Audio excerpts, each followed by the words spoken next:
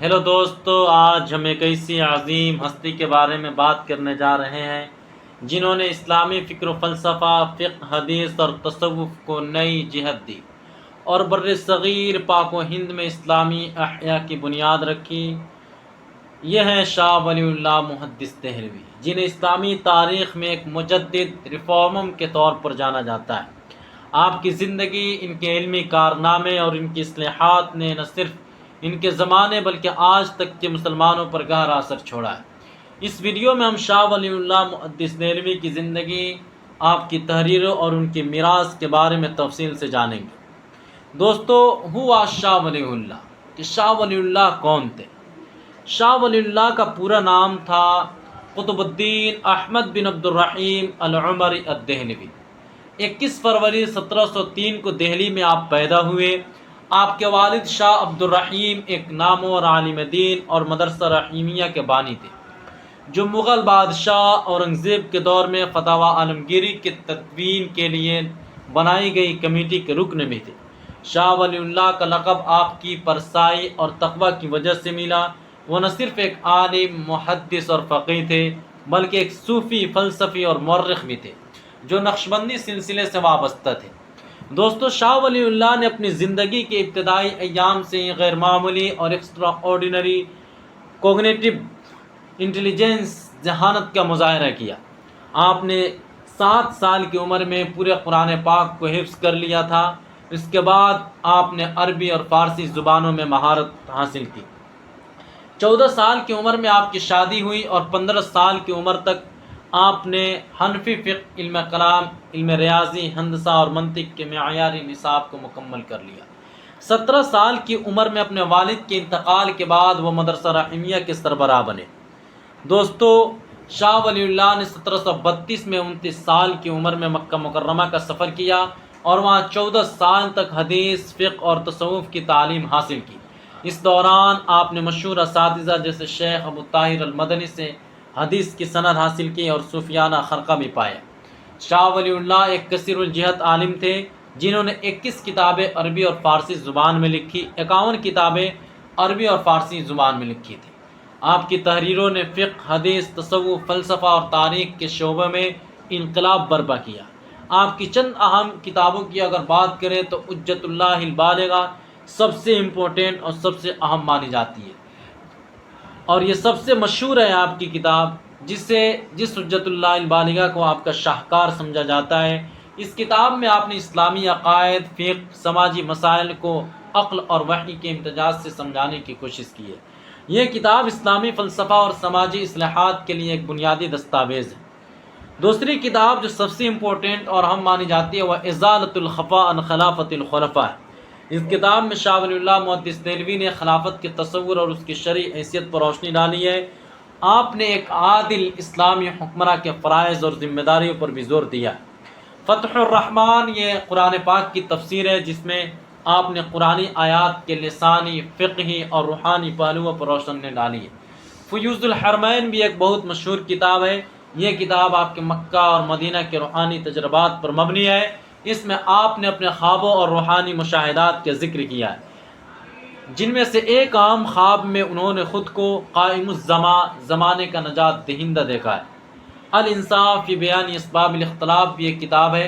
اس کتاب میں انہوں نے اسلامی فرقوں کے درمیان اختلافات کے اسباب پر بحث کی اور امت مسلمہ کی وحدت پر زور دیا ہے۔ شاہ ولی اللہ محدث دہلوی نے قرآن پاک کا پہلا فارسی ترجمہ کیا، جو بر صغیر میں عام لوگوں کے لیے قرآنی تعلیمات کو سمجھنے کا ایک اہم ذریعہ بنا۔ اس وقت چونکہ عربی زبان زیادہ تر لوگوں کی سمجھ سے باہر تھی، اس ترجمہ نے قرآن کریم کے مطالعے کو عام کیا، اور اس طریقے سے قرآن پاک کو سمجھنا ہر مسلمان کے لیے، ہر ہندوستانی مسلمان کے لیے بہت ایزی اور آسان ہو گیا۔ شاہ ولی اللہ محدث دہلوی نے اسلامی قانون، فقہ کے شعبے میں اہم اصلاحات کی۔ وہ حنفی اور شافعی مکاتب فکر کے درمیان اختلافات کو کم کرنے کے حامی تھے۔ انہوں نے اپنی کتاب تفہیمات الالہیہ میں کہا کہ اسلامی احیا کے لیے حنفی اور شافعی فقہ کا اتحاد ضروری ہے۔ آپ نے فقہ کی قواعد کو قرآن اور حدیث کی روشنی میں دوبارہ جانچنے پر زور دیا اور غیر شرعی عناصر کو مسترد کیا۔ آپ نے حنفی فقہ کے بعض رجحانات پر تنقید کی، جو ان کے اختلافات جو ان کے خیال میں مقامی روایات سے متاثر ہو کر غیر شرعی ہو گئے تھے۔ وہ شافعی مکتب فکر کو سنت کے زیادہ قریب سمجھتے تھے، لیکن انہوں نے تمام فقہی مکاتب کو سنت کے تابع کرنے کی وکالت کی۔ اہل سنت والجماعت کی تعریف اور اس کو ڈیفائن بھی کیا۔ شاہ ولی اللہ محدث دہلوی نے اہل سنت والجماعت کو وسیع معنوں میں بیان کیا۔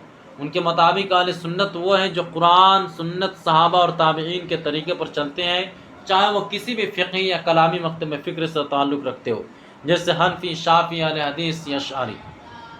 شاہ ولی اللہ نقشبندی سلسلے سے وابستہ ایک صوفی تھے۔ انہوں نے تصوف کو ایک اہم روحانی ذریعہ سمجھا، لیکن اسے قرآن اور سنت کے تابع رکھا۔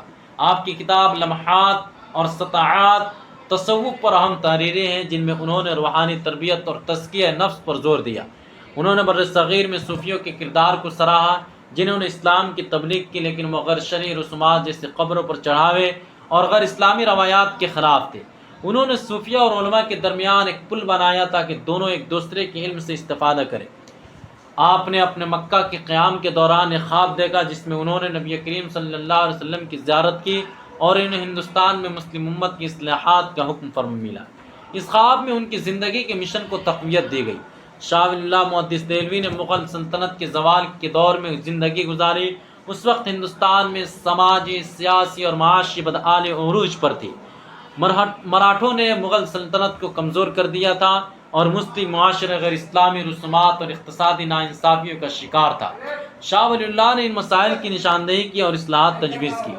انہوں نے مغل سلطنت کی بحالی کے لیے کوشش کی اور مراٹھوں کے خلاف مزاحمت کی تنظیم کی۔ انہوں نے افغان حکمراں احمد شاہ ابدالی کو ہندوستان آنے کی دعوت دی تاکہ مراٹھوں کی طاقت کو توڑا جا سکے۔ اس کی وجہ سے 1761 میں پانی پت کی تیسری لڑائی ہوئی، جس میں مراٹھوں کی شکست ہوئی۔ آپ نے مسلم معاشرے میں معاشی عدم مساوات پر تنقید کی اور دولت کی منصفانہ تقسیم پر زور دیا۔ ان کے خیالات بعد میں معاشی نظریات جیسے کہ کارل مارکس کے نظریات سے پہلے کے ہیں۔